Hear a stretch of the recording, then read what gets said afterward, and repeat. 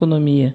Aí esse cara vai dizer assim, tá, Beatriz, tu é do tempo da caverna, tá certo, porque ali naquela época era só 10 mil homens no mundo, e com mulheres. Então tu tem razão no tempo das cavernas. Tu vê que os argumentos são assim... Só tinha homem, era tudo gay. Não, 10 mil pessoas. Então, uma vida individual valia muito, né? Mas como são 10 bilhões... Ah, Beatriz, pelo Sim, mas amor ontem, de Deus. por exemplo, veio a notícia de que o Bolsonaro quer abrir as escolas. Primeira coisa que eu pensei foi nos meus netos, entende? E eu não acho que nós estejamos preparados para isso. É um risco que as crianças vão correr para manter a economia funcionando. Quer dizer, pode ser que eu tenha um cadáver daqui a pouco na minha mão. Então, para mim, é muito sério isso. Apesar de reconhecer a economia e tal. Mas quando eu penso que nessa economia que nós estamos falando tem 1% bilionário e que tem 99% de pobres, então não é a economia que eu vou defender. Sinceramente, não. Aí tem uma contraposição. Como é que é aquele gurizinho de 3 anos que quer iogurte, moranguinho e só tem isso na escola? Não entendi. As pessoas mais pobres, que o filho tem 5 refeições na escola. Parou a escola, parou a comida. Não, mas não é essa a discussão. Mas eu estou dizendo que porque nós sempre estamos fazendo contrapontos. Então, toda essa gente que realmente, porque é bem como tu diz, quarentena é para quem tem condições. Sim. Quarentena para quem não tem condições, aí eu morro de fome. Mas eu sou contra a quarentena, sabe? Mas assim, na minha cabeça doida, nós tínhamos que ter nessa hora, nesse momento dramático, sinistro da sociedade, um grupo de empresários, um grupo de brasileiros, um grupo de militares, um grupo de mas grupos assim, que fossem defender então distribuição de renda. Olha, nós vamos fazer o seguinte, nós vamos fazer aquilo que o Suplicy, que aliás nos Estados Unidos eles estão já fazendo. Nós vamos fazer aquela renda mínima, né? Renda mínima onde todo mundo ganha um X por mês do Estado. Ah, mas o Estado não vai ter que aceitar sempre. Pode aceitar sempre. Os estados lá de Suécia, Suíça, não sei mais aonde, de países de primeiro mundo, eles têm um colchão social muito interessante que deveria ser visto como comunista até. Claro, mas vamos para a prática. O anjo Beatriz desceu numa pessoa rica que diz agora eu vou doar a minha fortuna. Não, mas não, também não é isso. Ninguém precisa doar nada. É só distribuir. Não se fala em doação, não se fala em ninguém ficar mais pobre. Bilionário vai continuar bilionário, mas só vai se distribuir renda. Ou seja, taxar as grandes fortunas, o pagamento dos impostos que não pode atrasar. Nós temos 100 mil e poucas empresas que devem quase 2 trilhões só de impostos no Brasil. Entende? Então, essa concentração, e aí a gente fala que tem que abrir porque o trabalhador tem que ganhar 20 pila por dia para poder pagar a comida, porque ele virou um cachorro.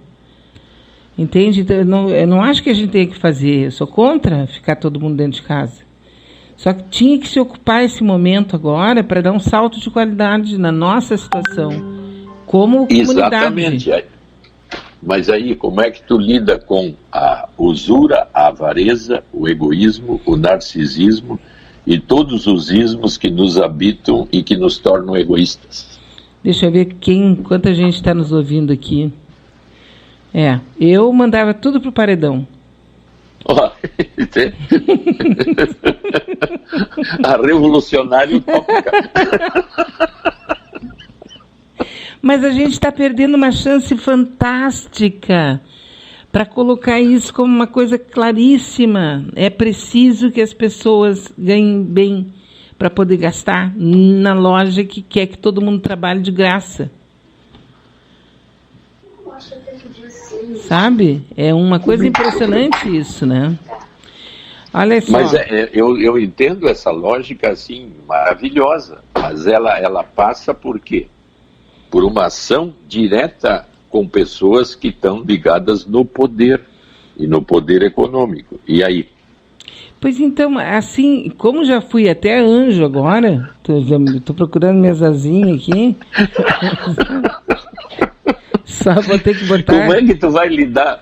Vem cá, esse mundo é onde mora o demônio, e tu tá no céu. Aí Isso. tu desce e diz, demônios queridos, vamos fazer tudo para o bem de todos. Pois é, mas é que se não existiam as pessoas utópicas, as pessoas loucas, provavelmente a gente ainda estava nas cavernas. As Mas pessoas loucas é que fazem mudar o mundo. Então eu posso ser até uma louca tá falando isso. Mas acho que nós tínhamos uma chance nesse momento, exatamente pela fragilidade demonstrada, onde toda a sociedade parou, onde até o Wall Street parou, aonde o Walt Disney parou, tudo para derrubar o Bolsonaro. Quer dizer, então, assim, nós tínhamos uma chance agora de ter lideranças políticas, empresariais, para dizer, gente, olha, vocês viram, não é só uma questão de hospital, de leito hospitalar, é questão de renda. Pois é, tu vê que tu tem uma ideia, assim, utópica fantástica. Aliás, tu te aproximou daquele antropólogo que diz, por que nós tivemos sucesso, eu já repeti isso aqui algumas vezes, no mundo hoje, e vamos ser 10 bilhões em 2050. Por quê? Primeiro, porque a gente se junta e se protege. Uhum. E sempre que dá uma catástrofe, a gente fica solidário, um ajuda o outro. Agora, quando a catástrofe começa a desaparecer, a avareza, o egoísmo, e começa a aparecer de novo e a concorrência se instala, e aí cada um quer concorrer com o outro. E aí nós voltamos à posição anterior. E isso se repetindo quase ao infinito. Mas dentro disso, como é que nós somos quase 10 bilhões no mundo? A gente não dá certo e ao mesmo tempo aumenta. Mas como é que é possível? Agora sim, o homem é movido pelo prazer, certo? Isso. O cara não pode comer um bife, ele dá uma trepada. Daqui a pouco passa outra criança. Mas a troca do prazer depende do teu poder também, né? Sim, mas é um cara... Por que ele tem 2, 3, 4, 5 filhos ainda? Porque foi a Rosemarie Muraro, ela é antropóloga, socióloga e jornalista, e ela escreveu vários livros. Um desses livros, ela fala justamente a questão, né, do ser em busca do prazer. Tu não tem, então tu vai, desculpa, eu falei um termo pesado, assim, mas é isso aí, eu quis ser bem dura mesmo, no sentido de mostrar o tamanho da coisa, quer dizer, ou um bife, ou um bons 50 minutos de sexo, entende? Sim. Isso é porque ele está em busca do prazer, basicamente, né? Sim, mas para ter prazer eu também tenho que ter poder. E onde é que está o poder? No dinheiro. Não, nas vilas a mulher tem que fazer o sexo com o seu marido ali, com o seu companheiro. Senão sim, mas naquele nível, aí os níveis de poder, vamos dizer assim, te dão capacidades de prazeres mais sofisticados. Quanto menos poder e menos econômico eu sou, mais eu tenho que funcionar dentro do possível. Qual é o possível mais básico? O único prazer que eu tenho? O sexual. Exatamente. Esse aumenta é o mais... aumenta o número, tu vai, por exemplo, como é aquele espaço lá?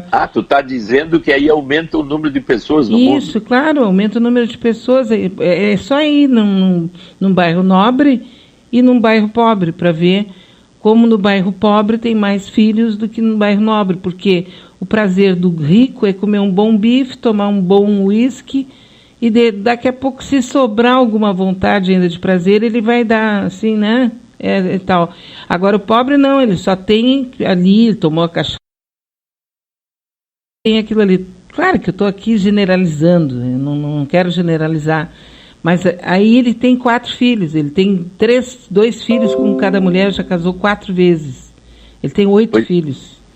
Sim, então, mas vê bem, aí tem outra coisa que facilita esses 4 filhos até chegar aos 70 anos hoje.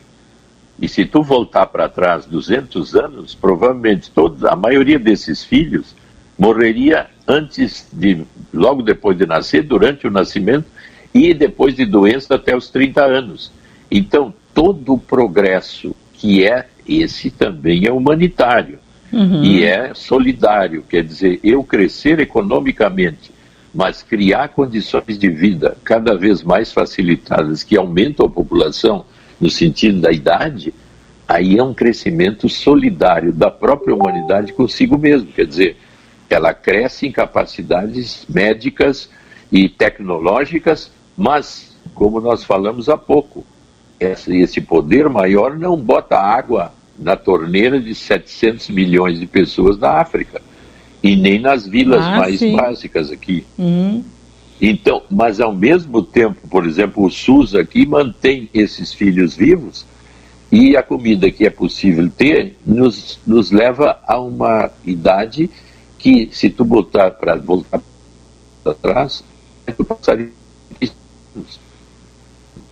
solidariedade em outro progresso científico. Até no início do século passado, as mulheres tinham no mínimo 10 filhos. E deles, pelo menos a metade morria com o correr do tempo. Então lá fora, por exemplo, se tu fosse agricultor, mão de obra seriam os filhos. Então ela é uma fábrica durante 15, 20 anos, vamos dizer assim. Sim. Uma mulher... Se tivesse distribuição de renda, muito provavelmente ela pudesse ter menos filhos. Porque aqui, a Rosane Ville está dizendo, nas comunidades mais carentes, ter filhos é questão de status. Uma mulher que não pare é vista como uma pessoa impotente. Tanto que lá no Rio de Janeiro, por exemplo, é muito comum a menina ser mãe, porque ela é vista pelo próprio traficante, mesmo nesses dias mais degradados, ele é visto como a mãezinha, então ela passa a ser quase que intocada, não é para mexer nela. Então há um status na questão que nós que somos classe média, eu costumo chamar classe média, né? Mas nós que somos classe média baixa, classe média alta, a gente não tem um distanciamento dessa realidade e não consegue conviver com o pensamento deles, que é um pensamento diferente, tanto do bem pobre quanto do bem rico. Mas aí que entra outra coisa que é cultural, são as microculturas dentro do país ou dentro das próprias cidades. E conta isso, assim, que vamos dizer assim, para habitantes, tem uma cultura pessoal ali que não tem nada a ver com